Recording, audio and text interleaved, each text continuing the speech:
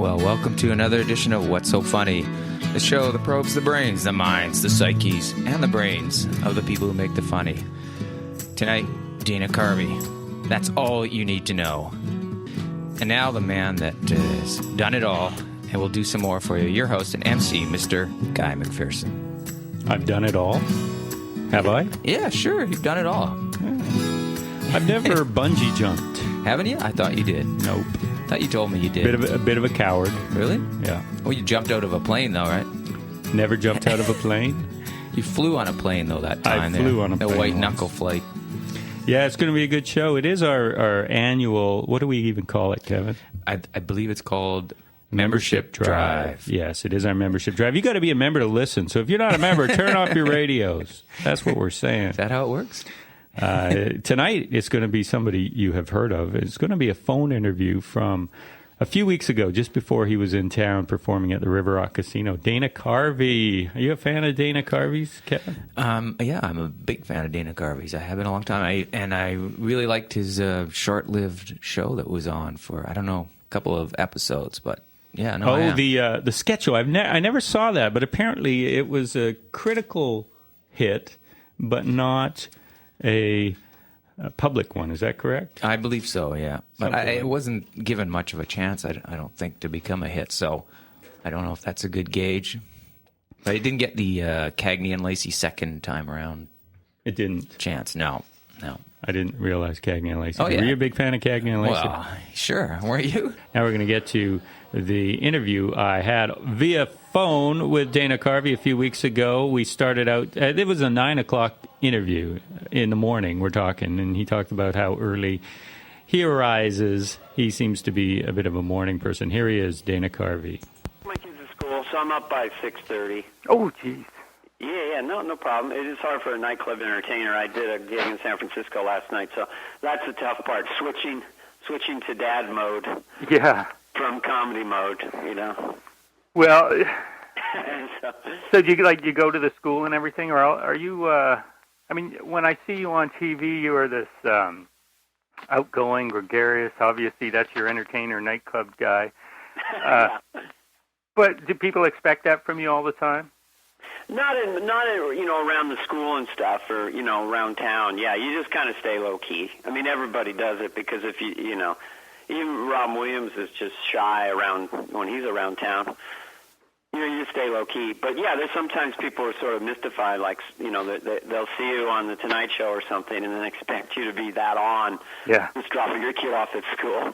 But that would be pretty obnoxious. At 7 in the morning or whatever. Yeah, 7 in the morning. So no, it's a schizophrenic life. There's two different things going on here. My kids don't like it when I do voices and stuff. They're like, Dad, just be normal, okay, Dad? How old are they? 14 and 16. Are they tip off the old block? It seems like one of them is pretty funny. He's won the speech competition in the middle school, giving impromptu speeches, which I guess are very funny. But he's kind of shy about it around me. But one might have gotten the bug. And the other one not so much. Can't tell. Don't know. But he just wants to go upside down on his bike. That's his goal. He wants to go off jumps and do loops upside down. And the other one's a break dancer. Wow. Outside the box kids. I want him to play football, but, the 4'10", 88 pounds kind of nicks that. So he has your build. Well, I'm trying to keep the weight down. It's hard, man. Hard to stay under 150. But I'm a miniature man. When I entered high school, I was 5 feet, 91 pounds. I was basically a fetus with shoes. Yeah, and so your kids are, or one of them at least, is like that, right? Yeah. Yeah. But he'll grow later. If he gets to my height, with just a shade under 5'9", he'll be happy the rest of his life. Because he has friends that have beards that are 6 feet tall in junior high. You know these kids? Yeah. And so it is pretty funny, the dichotomy. So what have you been up to lately? Oh, just, basically doing a lot of stand-up in Vegas and theaters and stuff, And, I'm probably going to shoot a stand-up special, and I've been offered a lot of game shows. I'll do whatever you say, Guy. Really? Okay. The stand-up's so great, and that it's hard to kind of return to stuff that's just can be kind of difficult, because you never know with movies or television if it's going to work out. But I think now that my kids are older, I might try to do a special. And I have a movie in development. And, I don't know. I mean, really, the best thing for my lifestyle would be a game show. But, I've been offered a bunch of them. But some of them work, some of them don't. I mean, those primetime shows, like, don't you guys have Deal or No Deal up there? Oh, yeah. Those are great for a hands-on dad. That seems to be the thing. Get a comedian now to host a game show. Who would have thunk it? It was considered kind of geeky and weird. Now it's the coolest thing. All my friends are trying to get primetime game shows. Everybody wants in. Because, you only work like 10 days a year. Awesome. They shoot them all on the same day, basically. Kind of. And they may shoot as many as 5 in one day. And, it's unbelievable. But I don't really know. So But this year I'll probably do something more active in the public eye. But the stand-up's been awesome because I can make my own schedule. Mm-hmm. With the current political goings-on in Washington and Sacramento, do you miss being on TV every week to make fun of it all? Well, if I choose to, I mean, I have a deal with MySpace that if I choose to now, but you're right, I do miss certain stuff has a very short shelf life, and you want to be immediately on. So I think with the web coming out, it's like a level playing field. Because even SNL only goes on 20 weeks a year. True. And so I think this revolution of television on the computer is still evolving. But, I think this next year I'll be putting little things on the web, the political things. Yeah, I've seen a couple of them, actually. I've just been experimenting, but it's an actual kind of overall deal where they'll publicize it and things like that. That's just starting. But, I have conversations, late-night telephone conversations between George W. Bush and his father. That kind of, how you doing, son? Pretty good, Daddy. Your job's kind of tough, though. Well, gotta rest her up. Just those two guys talking is funny to me. So, that's pretty cool. The web is a very interesting new development in show business. Yeah, it is, really. And we never got a sense of what your politics were when you were on SNL. Was that a conscious decision on your part or more of a network regulation kind of thing? Well, generally, I'd say Saturday Night Live makes fun of both sides. They probably would lean left overall. Mm-hmm. Comedians want to be anarchists. I mean, if you espouse anything that's moderate where I live, you're considered an anarchist because this is the number one leftist place in America, Marin County. So if you just are anything moderate, they if you have an American flag or anything like that, you're definitely ostracized. I think comedians tend to push the other way. But, the tradition I grew up with, like Johnny Carson, if there was a Republican in office, you made fun of him. And then if there was a Democrat in office, you made fun of him. They're all funny. I'm more of a libertarian radical moderate, I would suppose. Centrist radical moderate with libertarian strains. So I don't want to cut off half of what I can make fun of. Lately, people like my friends Dennis Miller and Bill Maher, they've kind of, okay, this is my point of view, and that's the other way to go. Which is fine, but you cut off half of what you can make fun of. Sure, and and in Miller's case, he used to make fun of both, and now he's just picked a side, right? I don't know. He was making fun of Fred Thompson, But comedians we're generally paranoid, wounded people with a bit of anger in us, so we would tend toward. I mean, Dennis is just more about I want to vote for whoever will kill the most bad guys.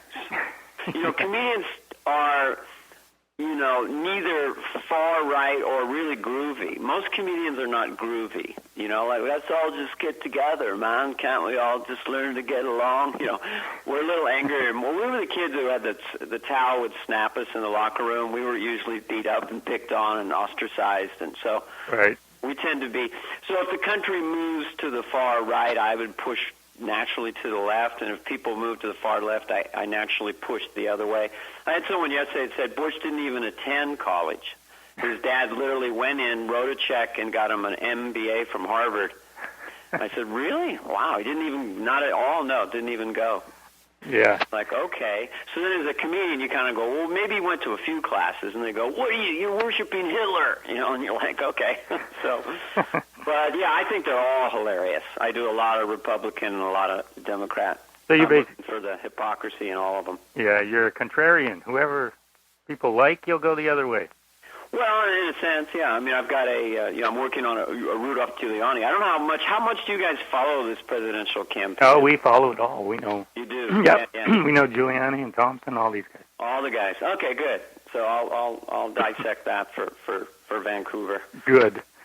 Yeah, and I'm going to say the national sport seems to be saying how bad Saturday Night Live is and how good it used to be every single year. You know, I know. They said it when I was on. Really? Because I look back on your years as some of the best. But did you get the criticism too? Oh yeah, because when I came on in '86, it was the first year the show didn't have a full season pickup. It had been the ratings had dived, and so we just thought we'd do 8 shows and that would be it. And the critics were pretty tough on us the first 2 seasons, and then it started to turn. And then by '89, '90, it really started to cook for about 2-3 years, and we had a lot of lucky things happen. So, but yeah, they always say that.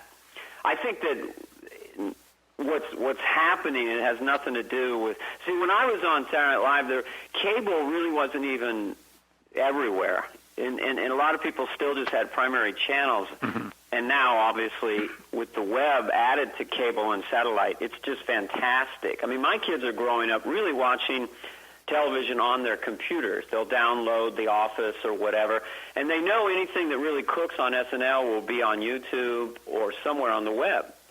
And so I think it's just a tough environment for them to get big numbers, that's all, because all our habits are changing because of web television. So, but I think I don't ever... I think they're probably just as good as we were. Oh, you think so now? Sure, yeah. I think it's just that the web is such a powerful tool. It just ebbs and flows, But, we always remember every era better than it was. I was on about 140 shows, but I'll bet half of them sucked.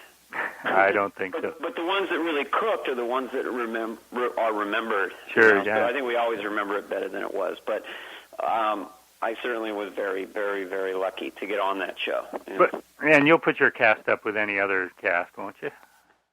Well, I think from 89 or 90 to 93, 2 or 3, between the writers that we had and the cast and the junior varsity cast. I mean, we had Phil Hartman and we had John Lovitz and Dennis Miller and Nora Dunn and Jan Hooks and so forth. And then in our junior varsity, we had Adam Sandler, Chris Farley, Chris Rock, David Spade, Tim Meadows. So there was a given point for about 2-3 years there where we just had so many weapons. And we had Mike Myers.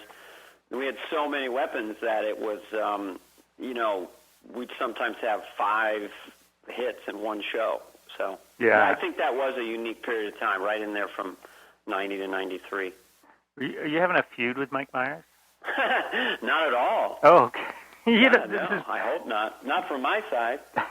This is the dangers of the internet too. I mean, it's great and all that, but then you read stuff and you go, "Is this true? I have no idea." So I can ask the source now. As a human mind, we all kind of go toward tabloid, all of us, I think, somehow, and toward negativity and Britney Spears and all the stuff. It's amazing how rumors get started and exaggerated and half-truths, and it's kind of scary, isn't it? Have you ever Googled Guy McPherson? Oh, yeah. Yeah. There's nothing up there. I don't Google myself. I don't look at web rumors about anything. It's just too it's too much. But yeah, it was. We keep in touch, so. Yeah, it was that you had done the Lorne Michaels before he did it with Dr. Evil. That was the basis of it on. Oh, yeah. Well, some people thought that. I was doing that a lot, but Mike was too, so, we all did it. I mean, when I first saw Lorne, at first no one was really doing it, and then after about 6 months, this was in 86, all of a sudden this rhythm kind of hit me, which is sort of like this, and I used to do him at the board when we were picking the show. Mm-hmm. Anyone for Whitney's piece, the goat and the frog? I thought it was breathtaking. And so it became kind of this cause celeb that you just make fun of your boss. And then finally one time I was on an airplane with Lorne, and he asked me to do it for him out of the blue because he heard I'd do it, and I just panicked. I go, "Oh, it's nothing, Lorne. Doesn't sound like you at all." But he has a great rhythm. It's a natural thing for someone to do an impression of that. And what Mike did with it was brilliant, making it Dr. Evil and all the stuff. So, no hard feelings there. I mean, Mike picking me to be part of Wayne's World was an incredibly generous thing, and that turned out to be a wonderful thing, great thing. So, were you constantly imitating your teachers at school and things like that too? Yeah, teachers, classmates. Yeah, a real big moment for me was I was a junior in high school, and we were having the cross-country runners banquet. And the coach spontaneously asked me to get up and talk about the sophomore cross-country team. And I was really nervous, but I got up, and it was like 300 people in a gymnasium. And I realized kind of spontaneously right there that I had little takes, little impressions, little attitudes from these different runners. And so I kind of was doing like stand-up before I knew what I was doing. And that guy kind of said, wow, maybe I should do this. So that was kind of a big moment for me anyway. And when did you actually hit the stage and go, yeah, this is something I want to try? When I was about 21, I went to Berkeley, California, a little hippie dive, and these comedians came up. There's like 20 people. One of them was Robin Williams. I thought, man, this guy's good, And then they had open mic like at 11 o'clock, and I went up and I got a few laughs. And then the guy said, hey, you want to come back in 2 weeks and MC the show? And so it started from there. But I had horrible stage fright for years, just terrible. Took me years to get past my stage fright. Even on SNL? Well, I'd say SNL had a different kind of curve. When I came out on SNL, we were all terrified. I mean, it was because a lot of us, it was our first show, and with the weight and expectations that we would get canceled. So I could show you a tape of the church lady when she holds up her hand and it's wet with sweat, just by being that nervous. And then I think most cast members takes 3 or 4 seasons really to get to the point where you can relax in an environment that you shouldn't be able to relax because you're going by the cuff of your pants and you're just cue cards are changing. It's this giant free-for-all. It's not ready to go on. You're not sure where the camera is. You're not even sure what the lines are. It's just, and then to relax and actually remember to have a good time and be funny. It took me probably at least 60 shows to settle down into that. Yeah. Interesting. And, you started in stand-up, but you're primarily known, I guess, to the masses as a sketch comic from Saturday Night Live. Was it a tough transition going from stand-up to sketch, or is funny? Well, it was a little bit. I remember I had to stop myself from turning to the audience, in some sketches, because you get a laugh, you want to turn toward them. But, and what they call an in-one, right down the pike is kind of like stand-up. I mean, I sort of do like one-man sketch a lot in my stand-up, where I'll take a character, an idea, and just keep going directly to the audience. Or I'll even play both sides of a conversation. But I'd say for what I like to do, which is rhythmic stuff, I was always doing catchphrases, isn't that special and all that. I like something that keeps returning and has a different meaning each time. And I'm really into the rhythm of stuff, the musicality of it, that you don't really, there's no reason for it to be funny is my favorite stuff, but it just is. I mean, the first time I said, well, isn't that special? Got a laugh. I was like, wow, because the church lady barely made it on the first show, and it was in the practice show. It was the last sketch right before we say goodnight, and it killed so much it moved up to the first sketch, which scared the hell out of me. But fortunately, it worked out. Thus, the flop sweat. Yes. But it was not bad for that character because that character was uptight and kind of cutting and biting, and so I could play her fairly well, nervous. But when I first started doing George Bush Sr. in one to camera, that was very nerve-wracking because I didn't really have the impression down, and you've got the cue cards, and you can get kind of stuck. And I remember a breakthrough for me was right before they pointed at me and said, there's 20 million people. I just said, the cue cards are just a suggestion.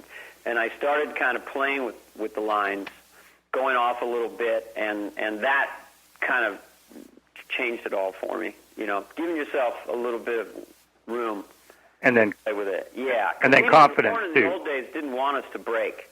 That's very Carol Burnett. He didn't want you to laugh at yourself in a sketch, and he was very clear about it. I just think it's too self-congratulatory, right. And then at some point people started doing it, and I think then it became kind of okay with Adam Sandler and Jimmy Fallon. You have another call. Do you need to get that? No, that's on a line. Okay. Some guy. Yeah, let's see, 646. Yeah, somebody else. I used to videotape back in the early 80s, every stand-up comic I saw on TV, and recently I found a young pre-SNL Dana Carvey on Almost Live in Seattle.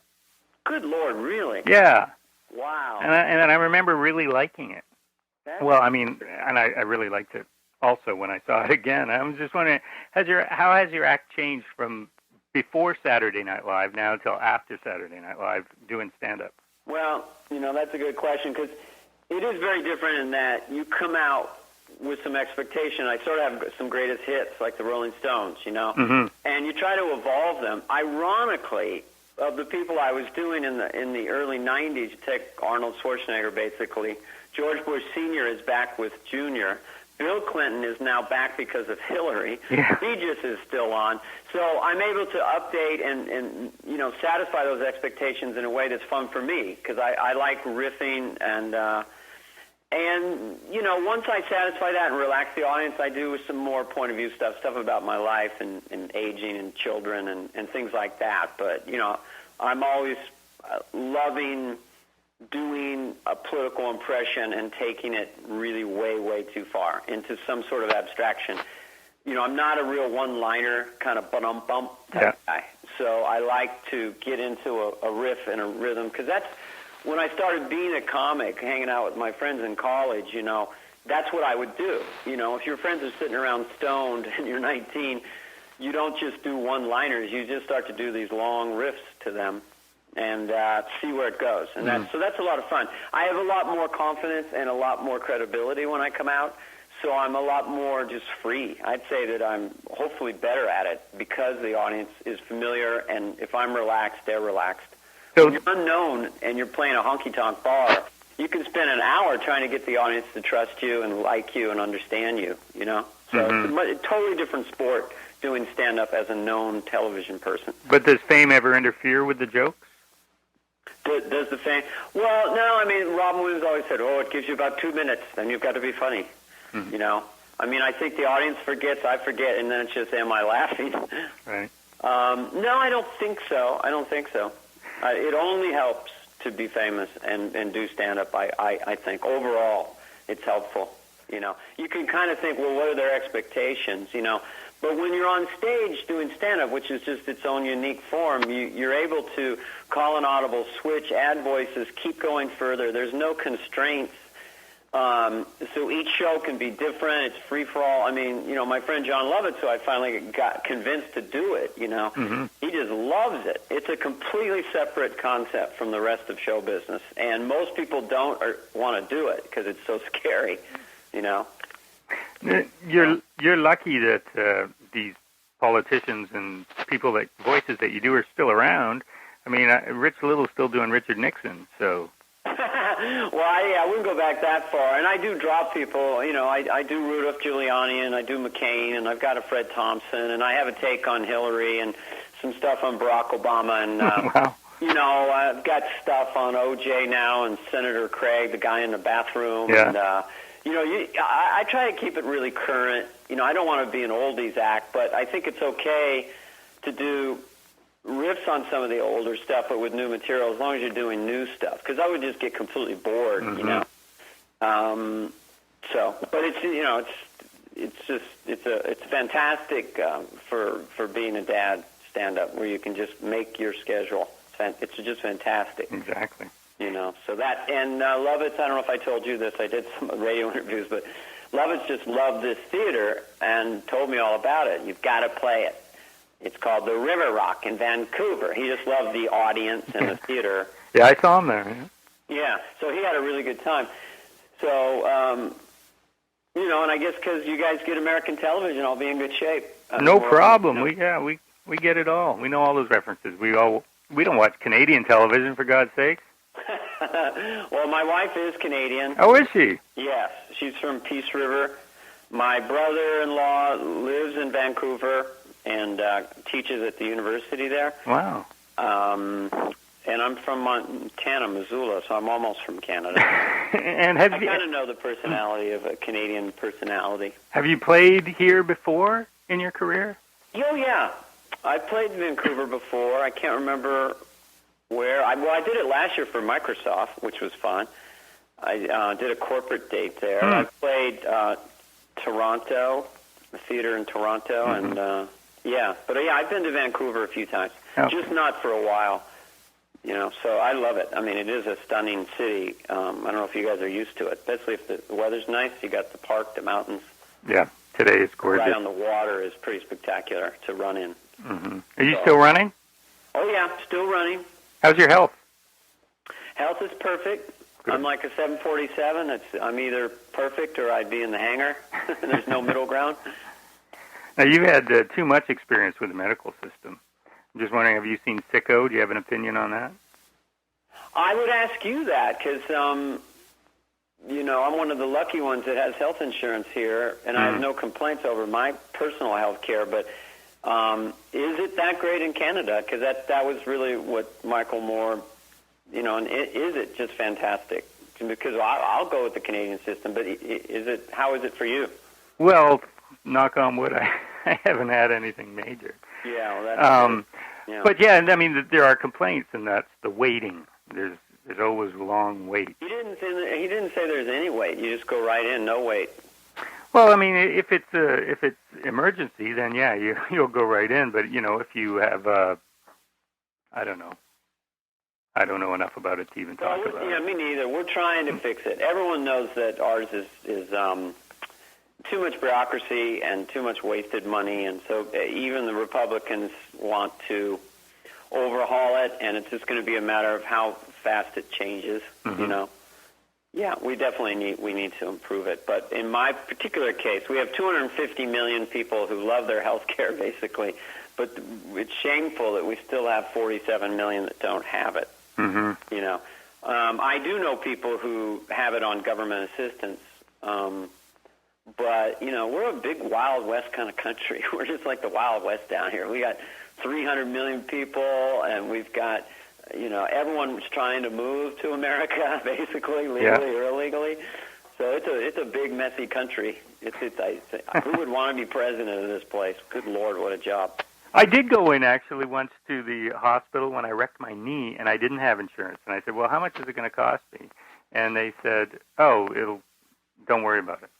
So I got looked at. Yeah. I think that ideally if we can move to that kind of system where, we have universal health care. I think that's the goal. It's just, there's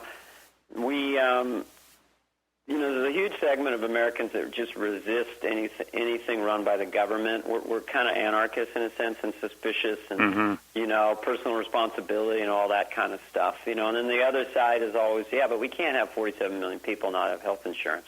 It's ridiculous. So it's, but Americans are very, there's a big free market, Wild West capitalism thing going on down here. And then there's the other side, So I think those two, left brain, right brain, yin yang, those two ideas, the leftist type ideology and the conservative idea, they're just always going to be fighting each other down here. Apparently. That's why we need comedians. Well, we're going to do the best we can, and I want absolute health care for every American. I'm going to do it with tax incentives.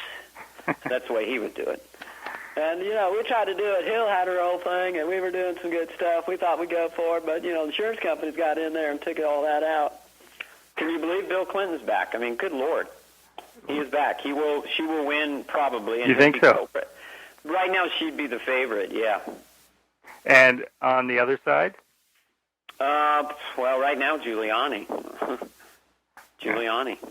Jeez, and who would win out of those two? I can't. I think that I understand what it's like. If I've been in a city that's been attacked, so I understand. I know how to kill a person with my bare hands. I'm the only candidate that knows how to strangle a human being with my bare hands. I know how to asphyxiate somebody with my bare hands. So who would win between those two, man? I think we're going right down to the wire. I think it's going to be like a 49.2 to 48.9 or something, The country is very much, the way they designed it. Just so there's just a lot of gridlock, and it'll move very slowly. I'm writing that prediction down, and I'll hold you Which to one? the percentage. Oh, okay. Guiliani over whatever. But yeah, it's interesting. I guess it influences. I mean, you're our big trading partner. We get a lot of oil from you. If anyone tried to attack you, we'd kick their ass. So Unless it was you trying to attack us. well, I don't know. We're more we just spread our movies and our fast food. That's the new. No two countries with a McDonald's have ever attacked each other. That's absolutely true. Oh, that's good to know. So we're safe. Yeah, it's just any kind of fairly healthy middle class that can afford to pay for fast food just doesn't. It's not in their interest to have a topsy-turvy government. So there's usually some stability there and some form of democracy. But yeah, I'll move to Canada. My sons can get Canadian citizenship and Irish citizenship. Do it. Get as many as you can. Oh yeah, they're going to have 3. You know. That's good. I have 2. Absolutely. So, I have a French one. I've never used it, but I have it. And it's good to know. In case something goes down here and I need to move to France without speaking the language, I can do it. It's fantastic. Yeah. Canada's an awesome place. You guys have it all together. A little cold, though. It's not. Gorgeous day today. Vancouver, you know. How is it today? It's beautiful. It's 18 degrees. So that's 60? I don't know the Celsius Fahrenheit thing. 66, maybe? Okay, nice. Yeah. Blue No, sky. it's a gorgeous city. It's awesome. I look forward to.